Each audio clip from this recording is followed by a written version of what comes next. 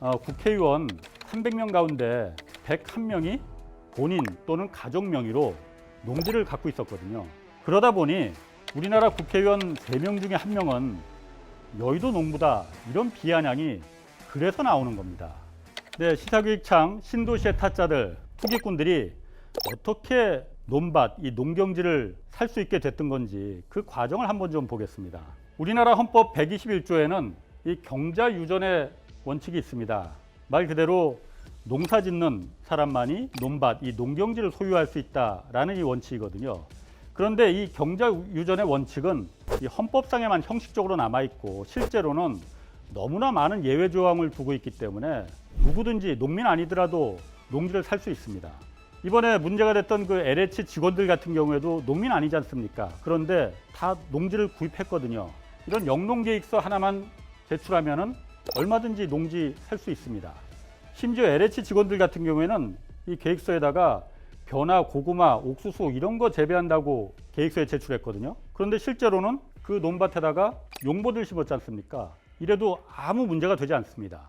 법의 허점이죠, 이게. 그러니까 농지를 구입하려면 농농 계획서를 내는데 계획서를 내고 나서 딱 통과가 되고 나면 이거는 아무도 되돌아보지 않는다는 거죠. 이게 실제 이거 되고 있는 건지 아닌 건지, 그다음에 이게 아무도 문제가 안 돼. 문제가 됐을 경우 딱 한 번 보는 거고 나머지는 전혀 감시가 안 되는 거예요, 이게. 그러니까 누구나 쉽게 가짜 서류를 내더라도 농지를 소유할 수 있게 되는 거예요.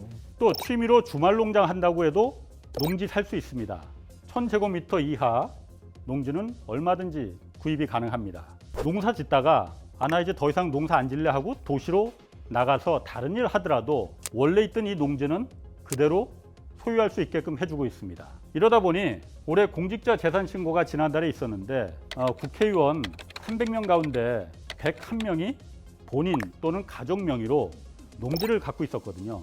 그러다 보니 우리나라 국회의원 3명 중에 1명은 여의도 농부다, 이런 비아냥이 그래서 나오는 겁니다. 문재인 대통령이 테이브 지낼 사저를 건축하기 위해서 구입한 이제 토지입니다.